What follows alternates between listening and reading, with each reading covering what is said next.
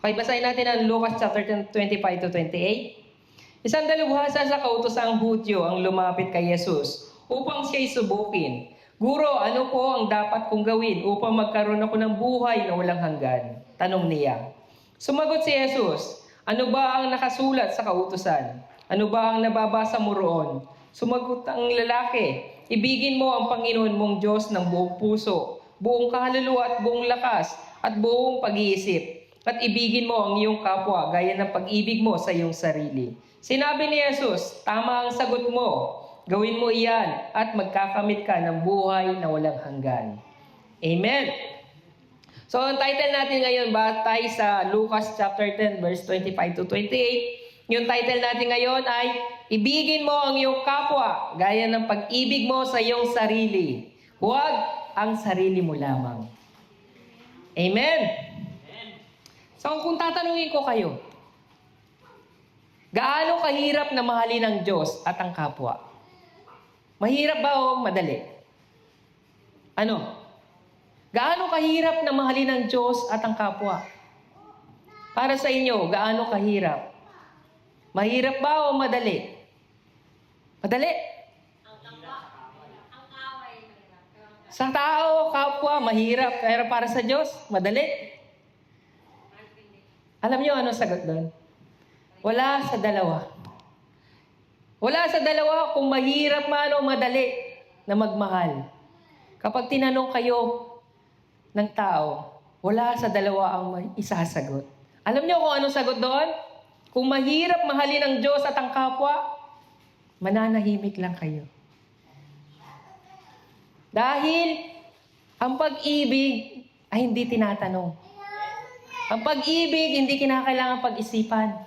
Ang pag-ibig, hindi kinakailangan na tanungin ng bawat isa sa atin kung paano ba mamahalin ng Diyos at paano ba mamahalin ng iyong kapwa. Alam niyo anong ibig sabihin nun? Yun yung tinatawag nilang unconditional love. Na hindi mo na kinakailangan pang tanungin, hindi mo na kinakailangan pang mag-isip, hindi mo na kinakailangan pang pumili. Yun ang unconditional love. Kaya nga ang Panginoon, hindi ba ganyan din ang ginawa niya sa atin? Nung isinugo niya ang kanyang bugtong na anak na si Jesus Christ. Isinugo niya ito na walang alinlangan. Hindi nag-isip ang ating Diyos kung dapat ba tayong mahalin o hindi. Basta, ang para sa Diyos ay mahal niya tayo. Walang alinlangan niyang isinugo ang kanyang bugtong na anak upang ihandog para sa kapatawaran ng lahat ng ating mga kasalanan. Ginawa iyon ng Diyos. Kaya nga sabi niya sa John 3:16. Di ba? Alam na natin ang word na yun. Sapagkat gayon na lamang ang pag-ibig ng Diyos sa sangkatauhan. Kaya't ibinigay niya ang kanyang kaisa-isang anak upang ang sino man sumampalataya sa kanya ay hindi mapahamak kundi magkaroon ng buhay na walang hanggan. Alam niyo yung word na sinabi niya doon sa umpisa? Sapagkat gayon na lamang. Alam niyo yung word na gayon na lamang? Yun yung word na masasabi natin na hindi natin mauunawaan. Yung word na tanging ang Panginoon lamang ang nakakaunawa. Yung salitang gayon na lamang. Ba't ganyan ka? Ba't ganun siya? Bakit ganun ang ginamit na sapagkat gayon na lamang? Kasi para sa atin, kapag sinabi natin sa tao, ba't ganun siya? Hindi ko siya maunawaan. So, ibig sabihin, hindi natin maunawaan yung pag-ibig ng Diyos para sa atin. Pero ang Diyos lang ang nakakaunawa nun. Siya lang ang nakakaintindi kung gaano kalaki yung pag-ibig niya para sa atin. Hindi kayang abutin o lalong hindi kayang intindihin kung gaano kalaki yung pag-ibig niya para sa atin. Yun yung tinatawag niya na unconditional love.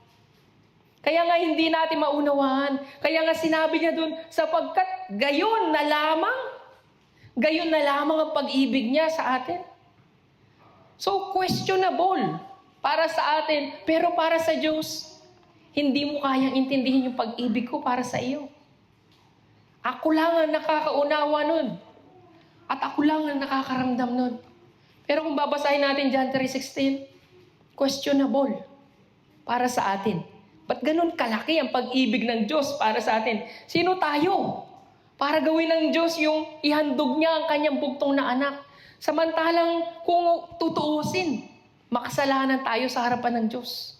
Hindi tayo karapat dapat na tumanggap ng kagandahang loob ng Diyos. Kasi nga, makasalanan tayo. Pero bakit? Sa kabila ng pagiging makasalanan natin, hindi tayo tinignan ng Diyos as a makasalanan. Although na paulit-ulit tayong gumagawa ng kasalanan, hindi pa rin tayo tinignan ng Diyos as a makasalanan. Anong ginawa niya? Minahal niya pa rin tayo. Sa pamagitan ng pagsugo niya sa kanyang bugtong na anak, na si Jesus Christ. Imbis na parusahan tayo ng Diyos, ipinataw ng Diyos ang kaparusahan sa ating Panginoong Jesucristo. Dahil mahal niya tayo. Imbis na parusahan niya tayo, pinadama niya pa rin para sa atin yung pagmamahal na iyon sa pamagitan ng kanyang bugtong na anak. Kaya nga sinasabi sa aklat ng Isaiah 53, verse 5 to 6. Ngunit dahil sa ating mga kasalanan, kaya siya nasugatan. Siya ay binugbog dahil sa ating mga kasamaan. Tayo ay gumaling dahil sa pahirap na dinanas niya at sa mga hampas na kanyang tinanggap. Tayong lahat ay tulad ng mga tupang naliligaw. Nagkanya-kanya tayo ng lakad. Ngunit ipinataw ni Yahweh sa kanyang kaparusahan, tayo ang dapat tumanggap. Habang namumuhay tayo sa kasalanan, habang nagpapakasasa tayo sa hilig ng laman, samantalang ang kanyang bugtong na anak, andun, napaparusahan dahil sa ating mga pagkakasala. Ito yung kagandahang loob ng Diyos para sa atin, na hindi natin kayang abutin o kayang intindihin yung pagmamahal na iyon. Malaki ang pag-ibig ng Diyos para sa atin. Kaya nga, sabi niya sa unang utos, ibigin mo ang iyong Diyos ng buong puso, buong kaluluwa, buong pag-iisip.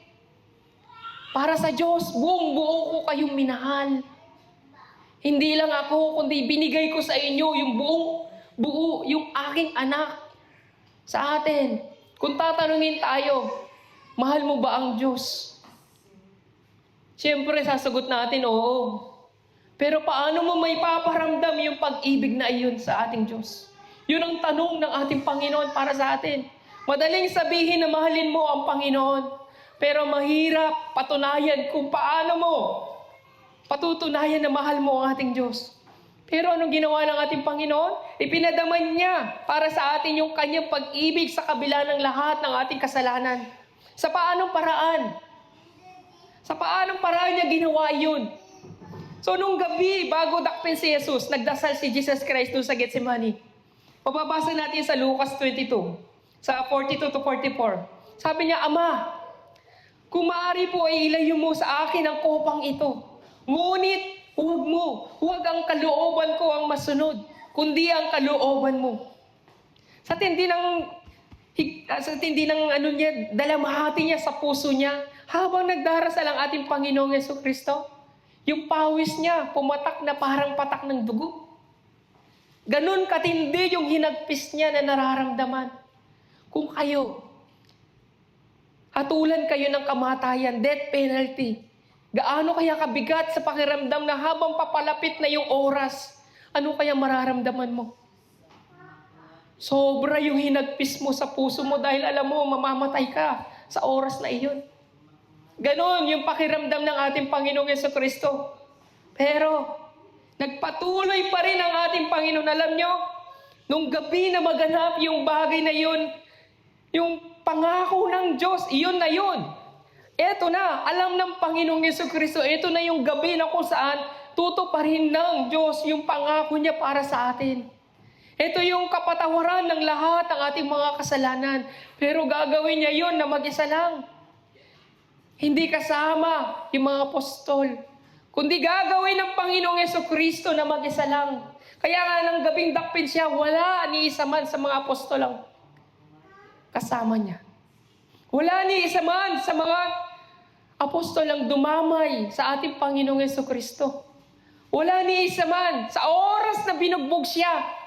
Wala ni isa man sa kanilang dumamay.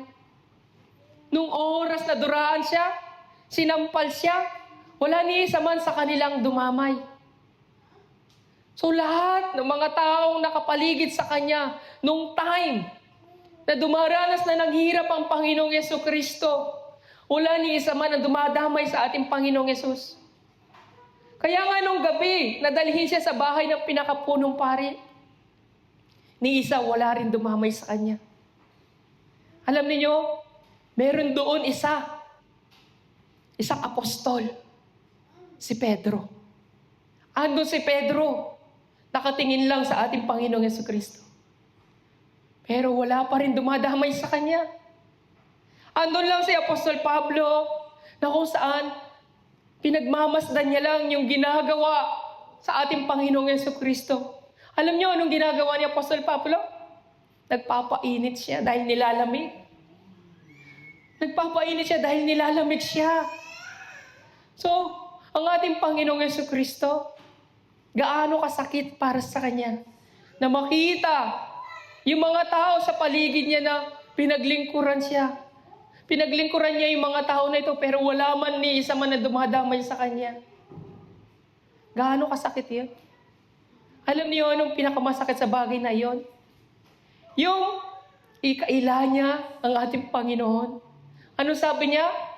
Pinapangako ko, hindi ko nakikilala ang tao na yan. Tayo, mga kapatid, mahal natin ang Panginoon. Sinasabi natin, mahal natin ang ating Panginoon. Pero, pagdating sa sitwasyon, natagilid na ang lahat, nasaan ang pag-ibig ninyo sa ating Panginoon? Asan yung pag-ibig ninyo? Sa kabila ng mga problema na meron tayo, asan yung pag-ibig natin sa ating Panginoon? So isipin natin mabuti, gaano kalaki yung pag-ibig natin? Gaano kalaki yung pagmamahal natin sa ating Panginoon? So nung time na tumilaw ang manok, doon lang na-realize ni Pedro yung kasalanan na meron siya. Doon niya naalala yung paalala sa kanya ng ating Panginoon sa ikatlo, pag-alinlangan mo sa akin, titilaw ang manok. So tayo mga kapatid, ilang beses nating ikinakaila ang ating Panginoong Jesucristo. Sinasabi lang natin, Lord, mahal kita. Mahal kita, Lord. Pero bakit? Sa oras ng mga problema, tumatalikod tayo sa ating Panginoon. Sino yung dumadamay sa ating Panginoong Jesucristo? Wala. Wala ni isa man sa atin ang dumadamay. So mga kapatid, itong mga bagay na ito na pagpapaalala sa atin ng ating Panginoon. So isipin natin mabuti ang ating Panginoon. Isipin natin mabuti yung hirap na dinanas niya para sa atin. Yung mga bagay na iyon, akala niyo ba, nung time na ang ating Panginoon ay dakpin at magdusa, andun tayo. Tayo mismo ikinakaila natin ang ating Panginoong Jesucristo. Tayo mismo sa buhay natin, madalas natin ikaila ang ating Panginoong Jesucristo. Ikinakaila natin katulad ni Pedro. Na kapag dumating na tayo sa point na may problema tayo, doon, napagtatanto natin na ikinakailangan natin ang ating Panginoon. Imbes na si Pedro ay lapitan niya ang ating Panginoon nung na-realize niya ang kanyang kasalanan. Tumakbo siya palayo. Tumalikod pa rin siya sa ating Panginoong Jesucristo. Iniwan niya ang ating Panginoong Jesucristo sa kabila ng mga paghihirap niya doon. Kahit na na-realize na niya yung kasalanan niya, iniwan pa rin niya ang ating Panginoon. Habang pasan ng Panginoon yung krus, mag-isa niya lang, pinapasan din yun. Wala niya isa man sa mga apostol ang dumamay sa ating Panginoon. Nung pasan-pasan niya yung krus niya. Wala niya isa man. Alam niyo kung sino lang dumamay sa kanya? Si Simon. Hindi si Simon Pedro. Si Simon na taga Cirene. Hindi si Simon Pedro yun. Hindi yun apostol, kundi nakita lang sa daan. Imbis na yung mga apostol, yung tumulong kay Jesus na pasanin ng krus. Si Simon pa, na taga Cirene, yung tumulong kay Jesus. So, nung nakapako na si Jesus Christ, sino yung tumulong sa Kanya? Sino yung nagtanggol sa Kanya? Wala ni isa man nagtanggol sa ating Panginoong Jesucristo nung nakapako siya sa krus. Alam niyo kung sino nagtanggol sa Kanya? Yung taong makasalanan na nakapako sa krus. Siya lang, bukod tangi na nagtanggol kay Jesus. Wala ni isa man sa mga apostol, wala ni isa man sa lahat ng mga sumusunod sa Kanya. Siya lang bukod tangi na makasalanan na kinikilalang makasalanan sa mundong ito, kaya nakapako sa krus yun. Pero siya pa yung nakakita ng kagandahang loob ng Diyos. Siya pa yung nakapansin kay Jesus Christ na kinakailangan ipagtanggol ko itong tao na ito. At ito'y karapat dapat ako maparusahan. Wala niya isa man nakarealize sa mga tao doon, yung pang tao na nakapako sa krus. Siya lang ang nakaunawa ng ginagawang pagpapahirap sa Kanya. Yung taong nakapako pa sa krus, yung makasalanan.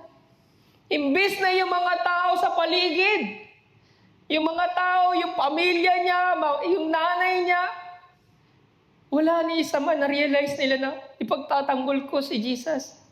Pero yung tao na yun, kilala niya ba si Jesus? Kilala niya, naririnig niya, pero sabi niya, karapat dapat tayo dito sa kaparasang ito, pero siya, wala siyang kasalanan. May nagsabi ba nun sa mga apostol? Wala. Yung taong makasalanan, siya pa yung nagsabi nun. Kaya nga, nung sabi niya, alalahanin mo ako kapag naghahari ka na. Sumagot si Jesus, sinasabi ko sa iyo, isasama kita ngayon sa paraiso. Yun ang pangako ng Panginoong Jesucristo sa Kanya. Dahil ginawa niya yung bagay na hindi kayang gawin ng mga tao sa paligid niya. Yung mga tao nagsasabing mahal siya pero hindi naman ipinapakita sa gawa. Kaya mga kapatid, huwag niyong isipin na tayo Kristiyano. Mahal natin ang ating Panginoon. Huwag niyong isipin na dahil nagsisimba kayo, na ipapakita na ninyo na mahal niyo ang Panginoon. Mas malaki ang pagmamahal ng mga taong makasalanan kapag sila'y binago ng Panginoon kaysa sa mga tao na ipinanganak na Kristiyano na sawang-sawa sa pakikinig ng salita ng Diyos. Mas malaki yung pagmamahal ng mga tao sa salibutan. Once na tinanggap nila si Kristo at pinatawad sila sa kasalanan. Ang laki ng pagmamahal nila. Tayo, mga Kristiyano, sawang-sawa na tayo na paulit-ulit na marinig ang salita ng Diyos. Pero asan doon yung pagmamahal natin? Asan doon yung pag-ibig na meron tayo? Kung ang Panginoon, mahal kayo, asan yung pag-ibig ninyo? Ngunit para sa tao, para sa lahat ng mga tao na nagkaila sa ating Panginoong Jesucristo, para sa lahat ng mga tao na nanakit sa ating Panginoon, si Jesus hindi pa rin nagtanim ng galit. Hindi siya nagtanim ng galit sa mga taong nagpahirap sa Kanya, sa mga apostol, sa lahat ng mga mananampalatayang nang-iwan sa Kanya. Bagkus nahabag siya, inintindi niya pa rin yung mga tao. Siya pa rin ang nagpakumbaba. Nagpakumbaba pa rin ang ating Panginoong Jesucristo. Alam niyo ano sabi ng Panginoong Jesucristo? Sa mga taong nagtakwil sa Kanya, sinabi ni Jesus, Ama, patawarin mo sila sapagkat hindi nila nalalaman ang kanilang ginagawa. So, si Jesus pa rin nagpakumbaba para sa atin. Sa kabila ng pag-uusig, pagtatakwil natin sa ating Panginoon, tayo pa rin ay pinagpapahala ng ating Panginoon. Patawarin mo sila, Ama, kasi hindi nila naiintindihan ang ginagawa nila. So, nauunawaan pa rin tayo ng ating Panginoon. Hindi. Iniintindi pa rin tayo ng Panginoon sa mga kasalanan na meron tayo. Nahabag pa rin ang Panginoon sa atin. Sa kabila ng pagkakasala natin sa Kanya, Mas pinili niya tayo na patawarin sa ating mga kasalanan upang mapadama niya sa atin yung pagmamahal na iyon. Pinapadama ng ating Panginoon ngayon. Hindi lamang para sa mga Israelita, yung kagandahang loob na yun, kundi para sa atin mga hentil. Tayo yung mga hentil na yun. Nasakop ng kagandahang loob ng ating Diyos. So tayo mismo mga kapatid ngayon, sabihin ninyo kung kayo ay iniwan ng Panginoon. Madalas, sinasabi natin unfair ang Panginoon. Madalas sinasabi natin asa ng Diyos. Madalas natin sinasabi, iniwan na ako ng Diyos. Hindi ako tinutugon ng Diyos. Hindi ako pinapakinggan ng Diyos sa aking mga panalangin. Pinabayaan na ako ng Diyos sa lahat ng mga problema na meron ako. Ngayon natin sabihin na iniwan tayo ng ating Panginoon. Alam niyo, maging ako man sa buhay namin mag-asawa, kala niyo ba bilang isang pastor, bilang isang magpapahayag ng salita ng Diyos, matatag na? Hindi. Dumating din kami sa point na kung saan sinabi ko sa Panginoon, napaka-unfair mo. Napaka-unfair mo. Bakit sila pinagpapala mo? Bakit kami hindi? Napaka-unfair mo. Ang dami naming hiling. Hinihiling namin ang bagay na ito. Ba't hindi mo ibigay sa amin? Dumating din kami sa point na gano'n. Kala niyo ba matatag kami sa pananampalataya?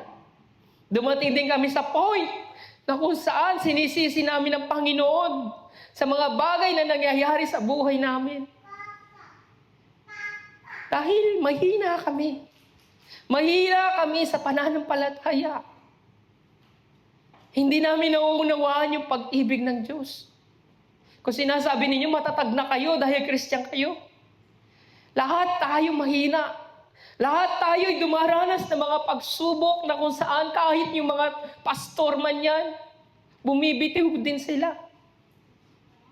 Kaya kung kayo, tingnan ninyo yung sarili nyo kung gaano kayo katatag. Lahat tayo mahina. Lahat tayo dumanas ng mga kahirapan o pagsubok na kung saan dumating tayo sa point na sasabihin natin kay Lord, unfair ka Lord. Unfair ka. Pero after nun, mararamdaman mo pa rin yung pag-ibig ng Diyos. After nun, hindi ka parurusahan ng Diyos. After nun, yayakapin ka pa rin ng Panginoon. Dahil mahal ka niya. Kaya nga sabi ni Lord, Ama, patawarin mo sila kasi hindi nila nauunawaan. Hindi nila nalalaman ang kanilang ginagawa. Si Lord pa rin na nagpapakumbaba sa kabila ng pagsasalita natin masama laban sa ating Panginoon. Si Lord pa rin kasi naunawaan niya yung nararamdaman natin. Naunawaan niya lahat na nangyayari sa buhay natin. Iniisip natin, iniwan na tayo ng ating Panginoon, pero ang totoo, tayo yung nang iwan sa Panginoon. Tayo mismo. Iniwan ninyo yung pananampalataya na meron kayo. Huwag niyong isipin na iniwan kayo ng Panginoon sa mga problema ninyo. Kayo mismo nang iwan. Inabandon ninyo ang Panginoon. Dahil hindi kayo nagtiwala sa Kanya. Mula umpisa, ang Panginoon, sinamahan niya kayo 2,000 years ago. Doon pa lang sa Getsemani, may kakayahan na siyang sumuko. Naramdaman na niya yung hinagpis na yun, pero ano sabi ni Jesus? Mangyari ang iyong kalooban, hindi ang aking kalooban. May kakayahan ng Panginoon na sumuko na dahil ramdam niya yung hirap. Pero hindi niya ginawa yun dahil gusto niyang tapusin ang lahat ng iyon para lang makamit mo yung kapatawaran ng kasalanan. Kaya huwag niyong isipin na iniwan kayo ng Panginoon. Alalahanin ninyo, 2,000 years ago pa lang, nandyan na ang Panginoong Jesucristo. Kasama na natin ang ating Panginoon. Kasama na natin siya sa buhay natin. Dahil pangako yan ng ating Panginoon sa atin bago siya umakyat ng langit. Kasama niyo ako hanggang sa dulo ng daigdig. Sasamahan ko kayo, hindi ko kayo iiwan. Yan ang pangako sa atin ng ating Panginoong Jesucristo. Kaya mga kapatid, hindi ka na nag-iisa ngayon. Kundi kasama mo na si Jesus sa puso mo. Noon pa man, kasama na natin siya. Pagpahanggang ngayon, kasama natin ang ating Panginoong Jesucristo. Tayo lang ang nang-iwan sa ere sa ating Panginoon. Iniwan natin ang Panginoong Jesucristo sa ere. Natakot tayong harapin yung problema. Natatakot tayong harapin yung mga problema na meron tayo ngayon. Tumatakas tayo lagi. Iniiwan natin si Lord. Tayo mismo yung nangiiwan sa mga problema na meron tayo. Paulit-ulit natin siyang ikinakaila. Sa harapan ng mga tao, sa harapan ng Diyos, sa harapan mismo ng mga dyablo. Paulit-ulit nating ikinakaila ang Panginoong Jesucristo. Kaya mga kapatid, minsan isinisisi natin ito sa harapan ng ating Panginoong Jesucristo kung bakit nangyayari ito, yung mga bagay na ito sa buhay natin. Nasa Kanya. Sa Kanya mismo natin isinisisi ang lahat. Pero ano sabi ng Panginoon? Sa Isaiah 65, verse 1 to 2, sinabi ni Yahweh, nakahanda akong sagutin ang panalangin ng aking bayan, ngunit hindi naman sila nananalangin.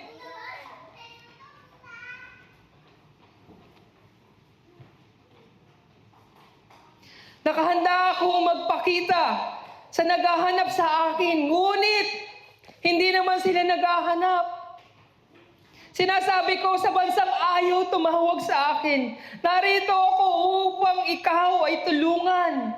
Buong maghapon na nakaunat ang aking mga kamay sa isang bansang mapaghimagsik at ginawa ang lahat na magustuhan nila. Ang Panginoon, naghihintay lang pala sa inyong mga panalangin. Problema sa atin, hindi tayo nagdarasal. Ang problema sa atin, minsan lang tayo magdasal. Ang problema sa atin, magdasal man tayo, maya-maya, nagagalit tayo. Ang problema sa atin, nagdarasal nga tayo, may doubt naman. Ang Panginoon, salita niya mismo ito. Manalangin ka lang, pero hindi ka naman nagdarasal. Hanapin mo ako, matatagpuan mo ako. Nakaabang ng aking mga kamay para tulungan ka. Pero hindi mo inaabot ang iyong mga kamay. Andiyan ka, nagmumukmok, nagrereklamo. Imbis na tulungan ka ng Panginoon, hindi ka matulungan ni Lord. Kasi nga, inilalayo mo yung sarili mo. Nagre-rebelde ka sa ating Panginoon. Kaya nga sabi niya, ginagawa nila ang lahat na magustuhan nila. Lumalapit na ang Panginoon sa inyo para tulungan kayo. Pero alam nyo, mahal tayo ng Panginoon. Sa kabila ng kasamaan natin. Pero mapaghimagsik tayo. Naghihimagsik pa rin tayo sa Diyos. Sinabi niya, ginagawa ninyo lahat na magustuhan ninyo. Ganyan tayo, di ba? Kapag hindi natin nakukuha yung mga gusto natin. Ganyan tayo, naghihimagsik, nagre-rebelde sa Diyos. Kapag maraming blessing, masaya tayo. Pag maraming blessing, naglilingkod tayo sa Panginoon. Pero kapag pag wala ang tugon ng Panginoon, tumitigil ang mundo para tayong namatayan. Tumitigil lahat. Para bang sinasabi natin, kasalanan mo ito eh. Kulang na lang, lumuhod sa iyo ang Diyos. Anak, sige na. Gawin mo na yung ministry mo. Anak, sundin mo na yung kalooban ko. Parang kulang na lang si Lord na magpiplis sa inyo. Para lamang masunod ninyo yung kalooban niya. Para lang magawa ninyo yung ministry ninyo, kulang na lang si Lord na lang ang magplis sa atin. So mga kapatid, yung prayer, titigil. Yung pagbabasa ng Bible, ititigil na. Yung pag-evangelize, yung ministry, parang wala nang gana. Lahat para sa kanya, wala na. Para kang namatayan. Dahil lamang sa kahilingan na meron ka, na hindi tinutugon ng Panginoon, lahat babagsak. Anong tawag doon? Ginagawa mo ang lahat na magustuhan mo. Nagre-rebelde ka sa Panginoon. Sa harapan ng Panginoon, anong sabi niya? Unang utos na pinakamahalaga sa lahat ay ang ibigin mo ang iyong Diyos ng buong puso, ng buong kaluluwa, buong lakas at buong pag-iisip. Ngayon, mahirap o madali? Siyempre, madali. Basta may blessing. Pero hindi ganoon. Hindi ganoon ang problema. Hindi ganoon yung pangako ng Panginoon para sa atin. Hindi ganoon ang pangako ng Panginoon para sa atin. Ano sabi niya sa Lucas 21, verse 12 to 17? Kayo'y dadakpin at uusigin. Kayo'y lilitisin sa mga sinagoga at ipapabilanggo. At dahil sa pagsunod ninyo sa akin, isasakdal kayo sa harap ng mga hari at mga gobernador. Kapopohotan kayo ng lahat dahil sa pagsunod sa akin. Malayong malayo sa in-expect nating pagpapala. Ayaw nating nahihirapan. Ayaw natin na nararamdaman yung anumang kabigatan o pagsubok. Ang result nun, naghihimagsik tayo dahil iba yung layunin na meron tayo. Kapag puro tayo pagpapala, ang ine-expect natin sa Diyos, ang tawag dun kabayaran. Kapag puro pagpapala ang ine-expect nyo sa Panginoon, ang tawag dun kabayaran. Upa sa paghapon yung pinagtrabahuhan. Babayaran kayo ng Panginoon. Nag-e-expect kayo ng pagpapala, upa yun, bayad yun. Na hinihingi nyo sa Panginoon. Hindi yung kusang loob. Hindi yung kusang loob na paglilingkod sa Panginoon. Hindi yung tunay na pag-ibig. Hinahangad natin bayad para sa paglilingkod natin sa Panginoon. Hindi kusang loob na pagmamahal para sa Kanya. Dahil, sapagkat ang pag-ibig sa Diyos ay hindi humihingi ng anumang kapalit.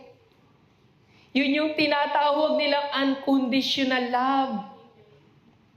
Kung mahal ninyo ang Panginoon, hindi nababatay sa mga pagpapala. Kung mahal ninyo ang Panginoon, huwag kayong humanap ng kabayaran o upa sa mga bagay na pinagpagalan ninyo. Sa mga kapatid, unconditional love ang dapat maramdaman natin sa ating ministry. Ano man yung mga problema na meron ka, ano man yung mga kinaharap mong pagsubok, ano man yung nararamdaman mo, sakit man yan, gawin mo yung tungkulin mo. Gawin mo yung kalooban ng Panginoon dahil unconditional love ang tawag doon. Galit ka man sa iyong asawa, nakahanda ka pa rin magluto para sa kanya. Yun ang unconditional love. Mga kapatid, napakahirap, sabi nga ng Panginoon, kung ginagawa ko ito, sa 1 Corinthians chapter 9, verse 17, kung ginagawa ko ito ng kusang loob, ako'y may maasahang kabayaran. Ngunit, ginagawa ko ito bilang pagtupad sa tungkulin ipinagkatiwala sa akin ng Diyos. Walang kabayaran na hinihintay yung paglilingkod sa Panginoon. Wala. Kaya hindi mo maaaring isumbat, Lord, nasa ministry ako, pagpalain mo ako. Walang kabayarang hinihintay. Yun ang tawag sa unconditional love. Kaya nga mga kapatid, tinutupad ba natin yung tungkulin na ibinigay sa atin ng ating Panginoon na walang hinihintay na kapalit? Ang Panginoong Jesucristo, inihandog niya ang kanyang sarili na walang kapalit. Ito'y kusang loob na ibinigay ng Diyos para sa atin. Naghahangad ba ng Diyos ng kabayaran? Ito'y kusang loob. Ito'y kagandang loob na hindi kayang bayaran ng sino man sa atin. Ito'y libreng kaloob ng Diyos. Libreng binigay niya sa atin. Pero tayo naghahangad tayo ng kabayaran. Pagmamahal ba yun? Kaya nga yung sa mag-asawa, ginagawa nila ang lahat. Pero kapag dumating yung time na nagsumbatan sila, hindi na yung pagmamahal. Kapag pumasok ang panunumbat, hindi na yung pag-ibig, kabayaran na yun. So mga kapatid, ang Panginoon hindi tayo sinusumbatan kasi libre yung pagmamahal na binigay sa atin. Kaya nga, kung emotion lang, madalas kasi emotion lang yung pinapairal ng tao. Madalas emotion. Kapag okay tayo, salamat sa Diyos, okay, makakapag-ministry ako. Pero kapag hindi ako okay, pasensyahan tayo, ayokong gawin yung ministry ko. Asan doon yung pag-ibig mo sa Diyos? Pag-ibig sa sarili mo lang yan. Asan doon yung pag-ibig? Kung emotion ang pag-uusapan, kung ang Diyos din ay paiiralin yung emotion niya, kaya niya tayong parusahan. Dahil sa emotion na yan, sa harapan ng Diyos, paiiral natin emotion natin. Kung ang Panginoon, ipapairal niyo yung dati niyang batas. Once na nagkasala ka, patay ka agad. Pero hindi na niya pinapairal ang bagay na yun. Ano pinapairal niya? Pagmamahal para sa iyo. Ano sabi niya sa Roma chapter 9:22? Ang sabi niya, kaya kahit nais kong ipakita noon ng Diyos ang kanyang puot at ipakilala ang kanyang kapangyarihan, buong tiyaga pa rin niyang pinagtiisan ang mga taong dapat sanay parusahan at lipulin. Pero anong ginagawa ni Lord? Nagtitiis siya. Siya pa ang nagtitiis sa atin. Si Lord pa ang nag-a-adjust sa ating mga ugali. Tapos tayo pang mapagmataas. Tayo pang mapagmalaki sa harapan ng Diyos. Tayo pa yung mayabang. Samantalang si Lord, nagtitimpi. Nagtitiis na dapat sana'y parusahan at lipulin, pero hindi niya ginagawa dahil mahal ka niya. Mahal ka ng Panginoon, mapahalag tayo sapagkat pinapairal ng Diyos yung pag-ibig at habag para sa atin. Hindi yung emotion. Ang emotion ay ginagamit sa tamang paraan. Sa pagpupuri sa Panginoon, gamitin mo yung emotion na yan. Sa pananalangin, gamitin mo yung emotion na yan. Umiyak ka. Magsisi ka. Sa emotion, gamitin mo sa pagtulong sa kapwa. Kapag nakita mo nahihirapan ang iyong kapwa, tulungan mo siya. Doon pumasok yung emotion. Hindi yung emotion na attitude sa harapan ng Panginoon. May tamang paraan sa paggamit ng emotion. Sa harapan ng Panginoon, dapat tama. Ngayon, paano natin mamahalin ang ating kapwa? Kung ang Panginoon mismo hindi natin kayang mahalin, paano mo may papadama sa kapwa mo na mahal mo siya? Gayon, sa harapan ng Panginoon, hindi mo siya kayang mahalin. Hindi ba ninyo alam na mula sa Diyos, mula sa ating Panginoon yung pag-ibig na yan? Hindi nyo magagawa na mahalin ng inyong kapwa kung wala kayong pag-ibig sa ating Diyos. Kaya nga nasa unahan, unang kautusan, pinakamahalaga sa lahat, na ibigin mo ang iyong Diyos. Sa Kanya mismo manggagaling ang pag-ibig na yan sa inyong kapwa. Kaya nga sabi niya sa 1 chapter 15 verse 16, hindi ninyo ako pinili, kayo ang pinili ko. Pinili ko kayo upang kayo'y magbunga at manatili ang inyong bunga, upang ang anumang hingin ninyo sa Ama ay sa aking pangalan na ibibigay ko sa inyo. So, sa ating Panginoong Jesucristo, nagmula yung bunga ng pagmamahal na iyan. Hindi sa sarili lang natin, pero madalas na tayo mismo nagmamataas tayo. Ang taas ng tingin natin sa ating sarili. Dahil ba, nagagawa natin yung tungkulin na meron tayo? Dahil ba may sapat tayong kaalaman patungkol sa salita ng Diyos? Dahil ba pinagpapahala tayo at ang iba hindi na pinagpapahala? Dahil ba marami tayong alam? Kaya madalas hinahamak natin ang ating kapwa. Inuusig natin sila na sana dapat tayo yung mismo yung nagmamahal sa kanila. Mga kapatid, pinili ka ng Diyos. Hindi dahil matalino ka, hindi dahil magaling ka, hindi dahil may boses ka, hindi dahil may nagawa ka ng mabuti, hindi dahil matuwid ka. Pinili ka ng Panginoon dahil mahal ka niya. Amen. Yun ang dahilan. Dahil nahabag sa iyo ang Panginoon, hindi dahil sa mga meron ka, kundi dahil sa kung ano ang binibigay sa iyo ng Panginoon. Dahil sa self-righteousness natin, yung pride, hindi natin magawang ibigin yung kapwa natin. Dahil sa pride natin. Hindi natin magawang ibigin yung kapwa, nagiging mapagmataas na tayo. So mga kapatid, may mga taong nagsasabi na, mahal ko ang Diyos, iibigin ko ang Diyos, pero namumuhi ako sa aking kapwa. Meron din naman nagsasabing, mahal ko ang aking kapwa, pero ayokong mahalin ng Diyos. Kasi nahihirapan ako sumunod sa kanyang kalooban. Sino tama doon? Wala ni isa man sa kanila ang tama. Dahil ang tunay na pagmamahal is unconditional love. Hindi sinabi ng Diyos, pumili ka ng isa.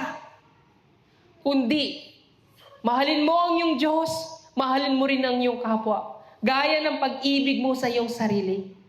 So, ibig sabihin lamang nun, hindi tayo yung pipili kung sino ang mamahalin natin. Kaya lang ang problema, sa harapan ng Panginoon, paano natin may papakita yung pag-ibig na iyon? Paano natin may papadama yung pagmamahal na iyon? Yung tiwala mismo, nawawala sa harapan ng Panginoon. Alam niyo sa mag-asawa, kapag nawala yung tiwala ng mag-asawa, ang bawat isa, wala na rin ang pag-ibig. Mawawala.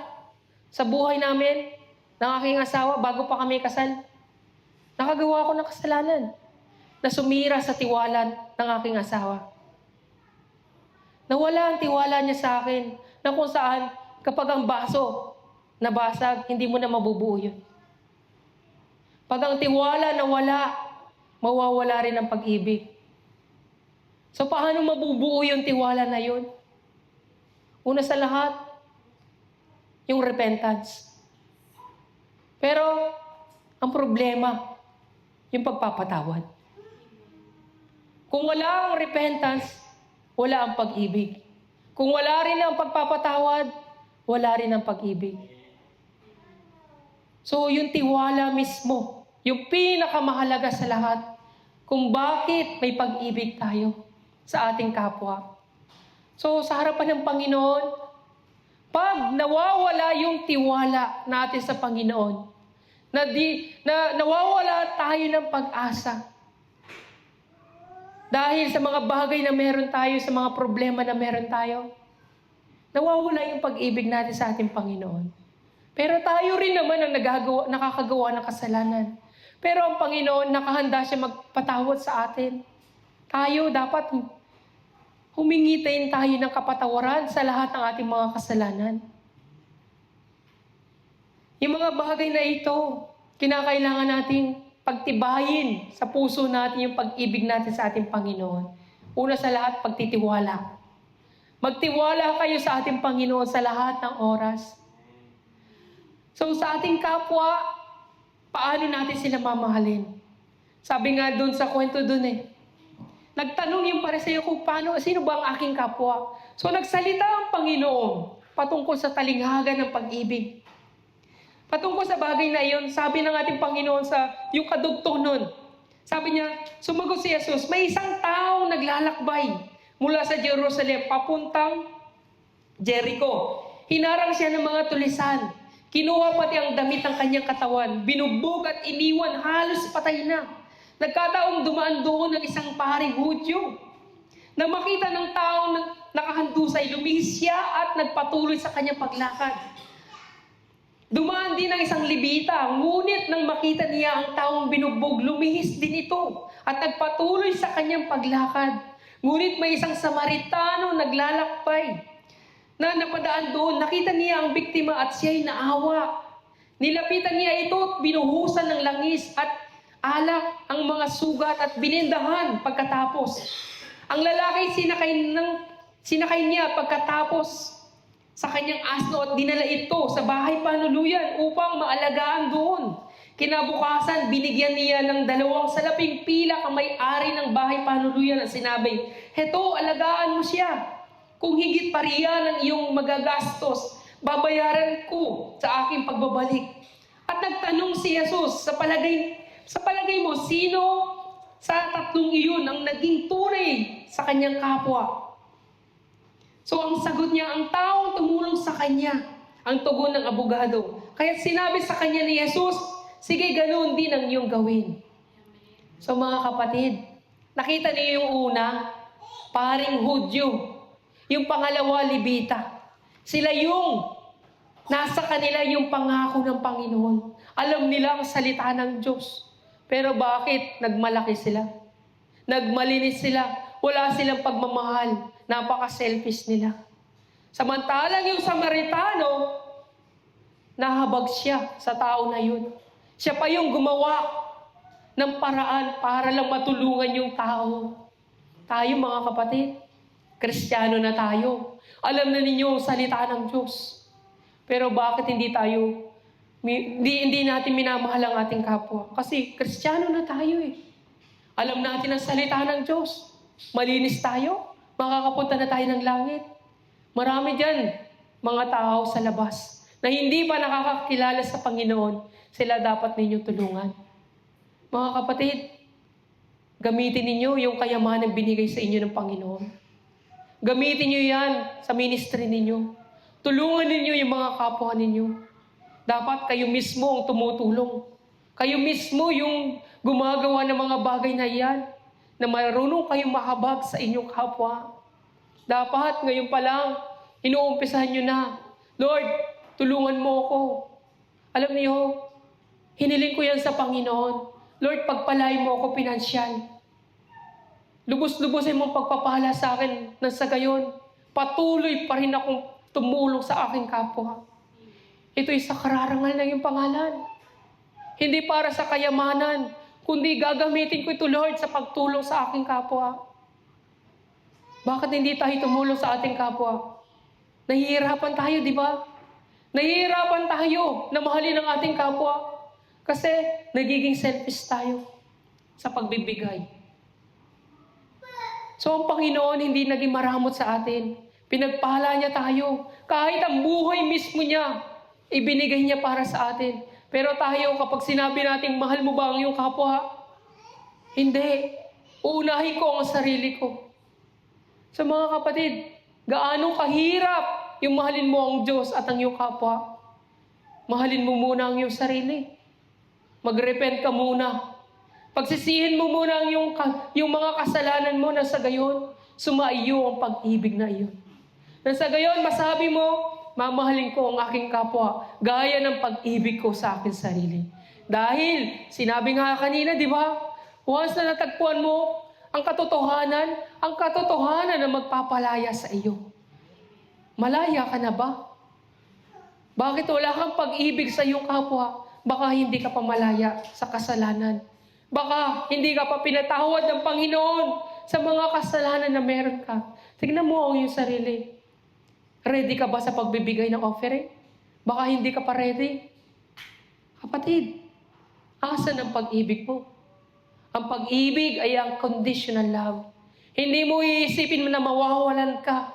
Hindi mo iisipin katulad na Samaritano. Wala kang pakialam kahit maubusan ako ng pera. Babalik ako, babayaran pa kita. Basta, alagaan mo lang yan. Tayo, asan yung mga kapatiran natin? Sa palagay niyo ba, minamahal niyo sila? Tanungin ko kayo. Ang bawat isa ba sa mga miyembro natin pinagpe-pray ninyo?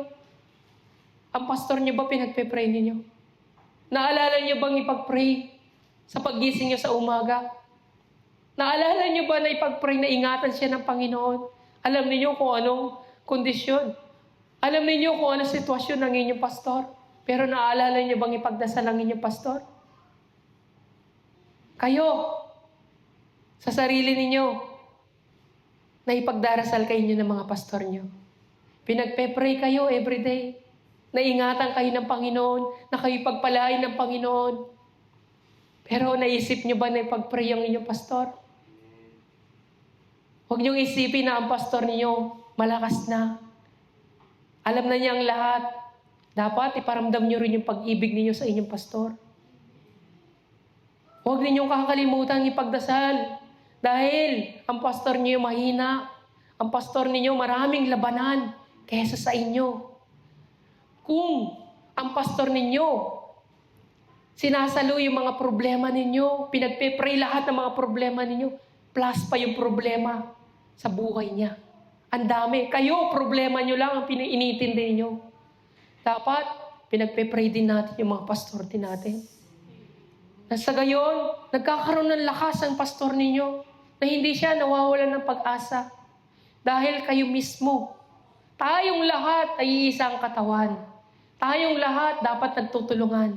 Tayong lahat, ipinagdarasan natin lahat ng mga miyembro natin. Yung mga wala ngayon, ipag-pray natin sila na next time na makadalo sila. Huwag ninyong kakalitaan, lumipas ang buong linggo na hindi nyo pinagpe-pray yung mga kapatiran ninyo. Dahil kapwa nyo yan. Sila yung kapwa ninyo. Kung yung katabi ninyo, hindi nyo inaalala, hindi nyo iniintindi na baka wala siya dito ngayon, asan ang pag-ibig mo sa iyong kapwa? Mahal ng Panginoon lahat ng mga tao. Hindi niya tinawag yung mga matutuwid, kundi mga makasalanan. Kung ituturing ninyo matuwid kayo, kayo mismo sineseparate niyo yung pag-ibig niyo sa Panginoon. Ang Panginoon, mahal niya ang mga makasalanan. Pero namumuhi siya sa kasamaan. Mahal niya yung mga taong makasalanan. Namumuhi lang siya sa kasamaan. Pero hindi niya tayo sinusumpa. Minamahal tayo ng Panginoon. Kaya dapat tayo mga kapatid, iparamdam natin yung pagmamahal natin sa ating Diyos. Sa pagpasok pa lang natin sa simbahan, handa na yung puso natin. Accept na natin yung lahat na maririnig natin. Whether ito'y blessing or rebuking. Mga kapatid, kulang na lang sa atin yung magsisi tayo sa ating mga kasalanan. Nang sa gayon, lubusan na tayong lumaya. Lubusan na nating maramdaman yung tunay na pag-ibig na yan mula sa ating Panginoong Jesucristo. Alalahanin nyo lang. Kapag hindi nyo maramdaman yung pag-ibig na yon, alalahanin yung sacrifice ni Jesus Christ. Alalahanin nyo yung hirap na dinanas niya doon sa krus. Alalahanin nyo yung sacrifice niya para sa atin.